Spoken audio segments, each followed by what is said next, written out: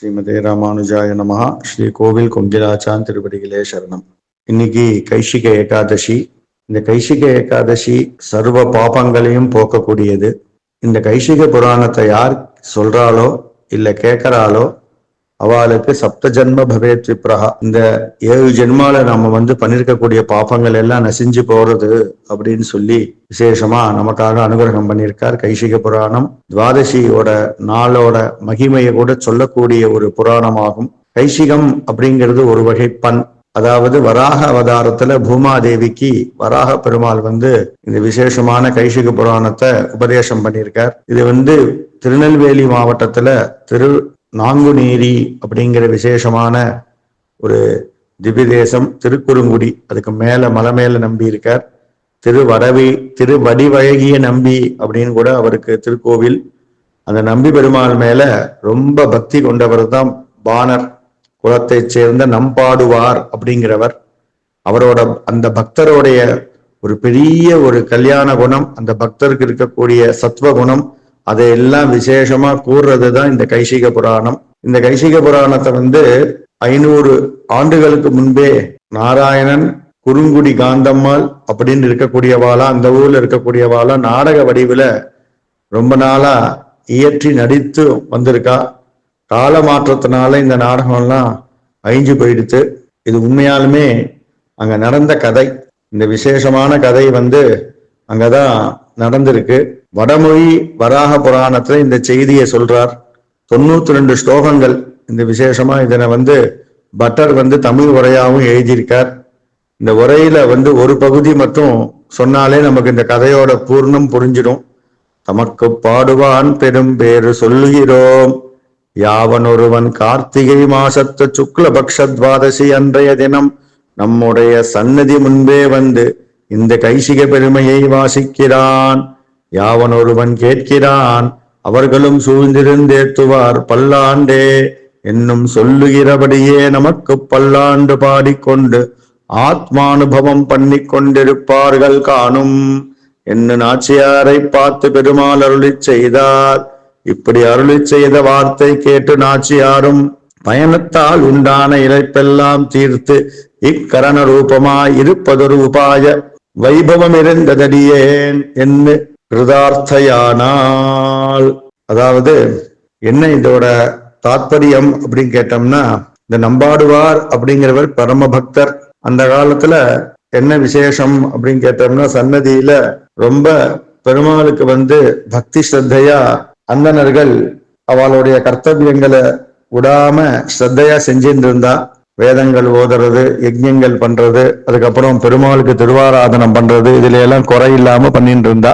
அதாவது பிராமண சத்திரிய சூத்ர வைசிய அவாவா அவளுடைய குலத்தொழில்களை பண்ணிட்டு இருந்தா. யாரும் அவாவா அவளுடைய குலத்தொழில்கள்ல மாறல. ஒரு சில பேருக்கு என்னதான் குலத்தொழில்கள் இருந்தாலும் நம்பாடுவார் அப்படிங்கிறவர் பிராமண குலத்துல அவர் ஜென்மம் கிடைக்கல. இருந்தாலும் அவர் என்ன பண்ணினார்னு கேட்டா பெருமாள் மேல பக்தி. அந்த பக்தியானது திருக்குறுங்குடி நம்பி மேல அவருக்கு அவ்வளவு பக்தி. அந்த பக்தியோட வெளிப்பாடு என்ன ஆறுதுன்னு கேட்டீங்கன்னா, அவரால் சன்னதிக்குள்ள போக முடியாது. அந்த காலத்துல இந்த தீண்ட தகாதவாள் அப்படின்னு சொல்லி அது மாதிரி எல்லாம் எல்லாத்தையும் ஒதுக்கி வச்சிருந்த காலம். அவருக்கு என்ன ஆசை, சன்னதிக்கு போலேன்னு சொன்னா கூட அது பெரிய வனங்கள், மகேந்திரகிரி பர்வதம். அந்த வனத்துல அவர் என்ன பண்றாரு அப்படின்னு கேட்டா, அந்த படியில நின்னுண்டு பெருமாளை பார்க்க முடியலனாலும் தன்னோட மனக்கண்ணால பார்த்து நித்தியம் நிறைய அவருடைய அப்படின்னா பாடல்கள் நிறைய தமிழில் அவர் நிறைய பாடல்கள் பாடிண்டே இருக்கார், பக்தியா மனமுருகி.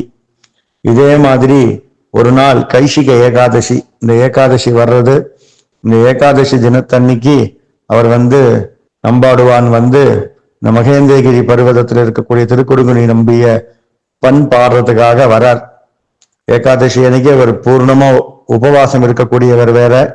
அவர் வரும்போது நடுவுல ஒரு பிரம்ம ராட்சசன் இருக்கான். இந்த பிரம்ம ராட்சசன் என்ன பண்றான்னா, பிரம்ம ராட்சனுக்கு அகோர பசி. இந்த ராட்சசனுக்கு அந்த அகோர பசியா இருக்கும்போது இவர் எழுத்த மாதிரி வரார். இவர் வந்தோன்னா, ஆஹா நமக்கு இன்னைக்கு உணவு கிடைச்சிருத்து அப்படின்னு சொல்லி அவரை பிடிச்சிக்கிறான். அவரை சொல்றார், அப்பா என்னை விடு, நான் வந்து ரொம்ப நாளா விரதம் இருந்து இந்த ஏகாதசி நிறைய பெருமாளுக்கு பண் எசச்சி பாடின்னு இருக்கேன். என்னை விடு, நான் போய் பாடிட்டு திருப்பி வந்து உனக்கு மறுபடியும் அடியன் வந்து உணவாவே உனக்கு வந்து பூரணமா என்னுடைய சரீரத்தை உனக்கே கொடுக்கறேன், ஆகுதியா கொடுக்கறேன், நீ வந்து அம்சிச்சுக்கோ அப்படின்னு சொல்லி சொல்றார்.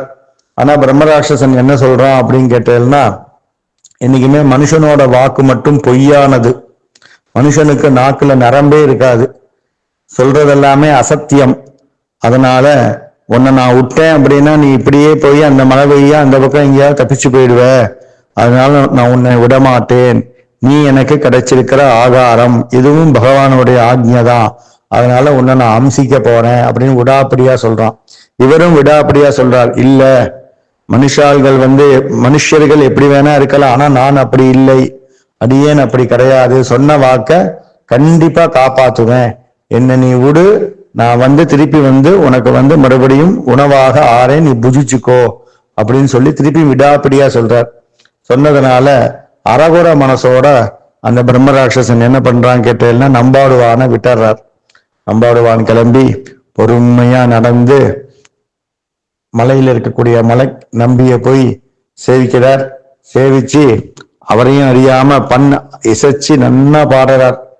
அவர் அந்த காலம் பாடி முடிஞ்ச உடனே திருப்பி மறுபடியும் அவருக்கு ஞாபகம் வருது, ஆஹா நமக்காக பிரம்மராட்சசன் அங்க சாப்பிடாம வெயிட் பண்ணிட்டு இருப்பான், அதனால நம்ம காலம் தாழ்த்தாம போய் அவனுக்கு உணவாகணும் அப்படின்னு சொல்லி வேகமா வரார்.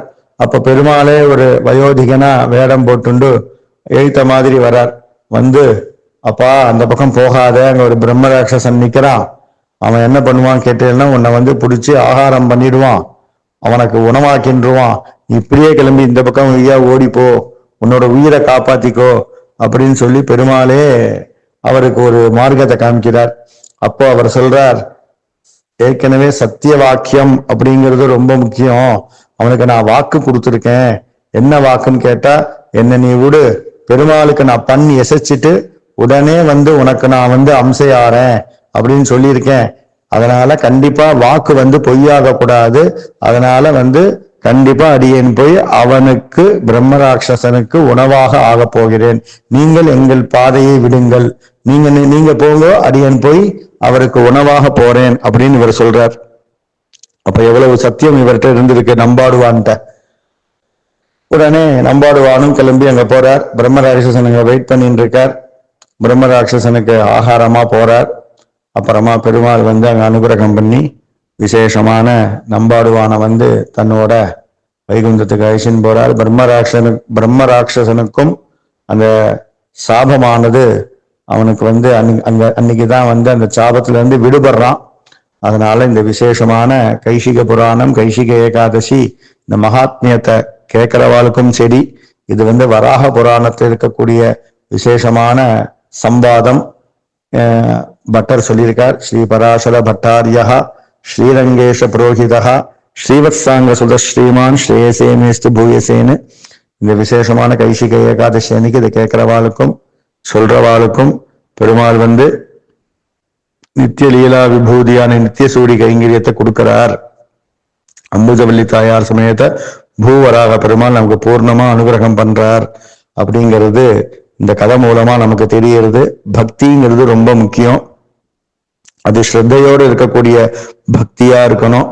அதுவும் இல்லாம அந்த பக்தியில வந்து நமக்கு என்னென்ன பெருமாள் வந்து விதிச்சிருக்காரோ அந்த கர்மானுஷ்டானங்கள்லாம் செஞ்சு நல்லபடியா நாம வந்து ஞான வைராக்கியத்தோட இந்த பக்தியை நாம வந்து நல்லபடியா கொண்டாடணும்னு சொல்லி இந்த விசேஷமான கைசிக புராணத்தோடைய கதையிலிருந்து தெரிஞ்சுக்கலாம்.